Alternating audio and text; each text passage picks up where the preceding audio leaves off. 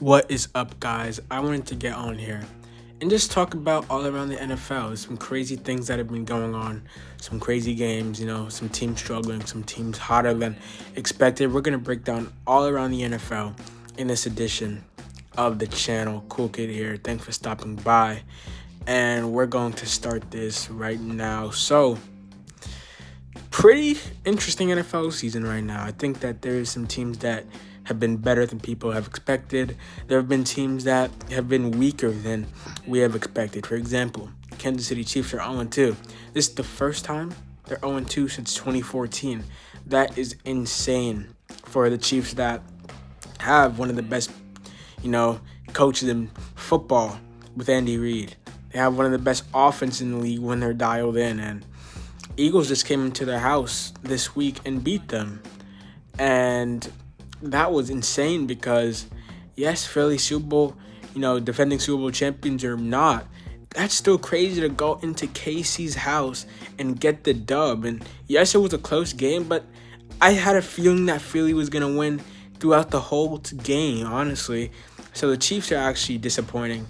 Let's talk about Indianapolis this week. They beat Denver 29-28 in a shootout from Bo Nix and Daniel Jones. Daniel Jones is actually looking pretty good with the Indianapolis Colts, looking good with Tyler Warren. Jonathan Taylor's good. And Michael Pittman is a capable wide receiver as well. I do think that this Colts team is extremely overperforming. It shows that, yes, I do like AR, but he's just not the option. And Daniel Jones came in, as a starting QB, and he is dominating. He's helping out that offense. Well, I don't want to say dominating, but he's helping out that offense like crazy. And Colts are playing phenomenal ball. They're 2-0 on the young season. I want to go to the NFC, and I want to talk about the Tampa Bay Buccaneers, simply because the Tampa Bay Buccaneers have low-key been playing hero ball. Late in the games, they've gotten bailed out, whether it was the game week 1 against the Falcons with the Younghoe who missed field goal, or, on Monday night when Tampa played the Texans, and Texans, their defense folded late, and Tampa was able to pull that out. That is really disappointing. We're going to talk about Houston after this, but Tampa is playing good ball, but I want to see them get a dominating win. I believe they play the Jets. Y'all can check down below. Let me know in the comments about who they are playing for sure. I believe they are playing the Jets, though, in week 3 for Tampa. And look, this is a good team. You have Baker Mayfield, I think is a top 10 QB. You have Bucky Irving. He was one of my favorite running backs coming into last season. Mike Evans is good. Mika Ibuka's looking like a rookie of the year for sure. He just has some crazy hands, crazy talent out of Ohio State. He's a great player. And defense has actually been, it's pretty decent defense. You obviously have the Antoine Winfield Jr. and Levante David. So this is definitely a good team overall. I'm not surprised that they are 2-0. Just teams, just selling it late. And that's good for Tampa. They're beating up on these teams who are like having these, fourth quarter breakdowns or these fourth quarter meltdowns when they just struggle in that quarter. So that is good for Tampa. Now let's talk about the Houston Texans, because Houston Texans have been extremely disappointing. Last week, I forgot who they played. The offense looked terrible. Only scored 6 points, I believe. And look, this isn't Stroud's fault, but I expected Houston to be a top 5 team in the AFC. They could be higher. Like CJ Stroud, Nico Collins, Tank Dell when he comes back. I didn't expect Joe Mixon to get hurt. He's hurt. This is so disappointing because I didn't, want the Texans to be bad, but they're just not playing good ball at all. And my Seattle Seahawks do play them later in the year. I believe we play them on Monday Night Football.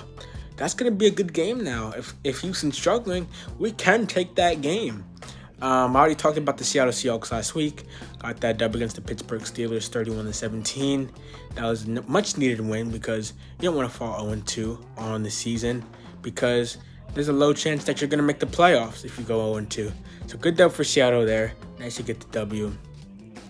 And let's talk about Minnesota and J.J. McCarthy next. So a lot of people are really high on the Vikings going into this year. And I was as well. I'm not going to lie. I did think that Minnesota would be a playoff team. And they've been terrible. J.J. McCarthy looks terrible, in my opinion. He just does not look like that guy that they drafted out of Michigan. Kevin O'Connell, hasn't been, his team hasn't been playing well. And it's really like the offense is really not clicking like I expected it to with Aaron Jones there, with Jordan Mason as your running back 2, and Justin Jefferson, Jordan Addison suspended, TJ Hawkinson as your tight end. That should be an offense that does score 20 to 35 points. And right now they scored around, they scored late against the Bears. Like, they should not be 1-1 right now. They looked terrible in that first half against a Chicago team that you should be blowing out. I'm not hating on Chicago at all. I like that team. That team is definitely talented. They have some good pieces. But they should have blown out that team, and Minnesota is not playing good ball. They're going to have to step it up if they really want to get hot in these next couple of games here. So Minnesota has not been good, that's for sure. I wanted to talk about that. Miami hasn't been good. I'm not really surprised. I didn't have high expectations on them. Tua, I'm pretty much done with him. I really like Achan. Tyreek Hill hasn't, really been crazy. Just not really a great team, and it might not be a good team for a couple of years now. They just look, just don't look good like they did a couple of years ago when they made a deep run. So we'll see how, they continue to play, but they've been playing great. And lastly, let's have a big talk about the NFC North, simply because that division has been pretty solid besides the Vikings and the Bears, because the Detroit Lions, after a week 1 loss that was pretty concerning, they take an L to the Green Bay Packers. They do not look good against the Green Bay Packers, and the offense just wasn't clicking. They were struggling. They weren't moving the ball on the field. Methodically. They won 52-21 to the Chicago Bears, and that offense looks revived. It looks good. It looks enthused, and I am not scared. And I'm not worried for the Detroit Lions. They will be a 12-5 team. They'll win around 11-14 games. I'll just say that. You don't really know how many games they're going to win exactly, but that team does look great, and I'm so excited to see how they play again next week. I forgot who they play, but it will be a great matchup, whoever they play, because they play well against a lot of teams. So the Green Bay Packers, 2-0. I think that Green Bay has been really a big surprise, because I did think that they would be good, but I just did not see them going 2-0.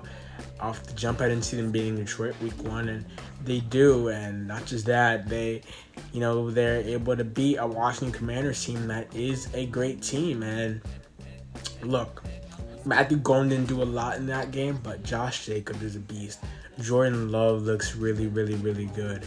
Romeo Doubs and Christian Watson, and that defense, that team is really capable. And though the Packers and Lions, that's going to be a race for first place in that division. It can go either way, but we're going to see how it turns out. But that is it. That is my NFL. Just a little chat about, around the NFL, how teams are doing and whatnot. I didn't cover every team, but how am I supposed to? That was a pretty decent amount of teams that we talked about. Let me know your thoughts on your favorite team, and I'm out. Peace.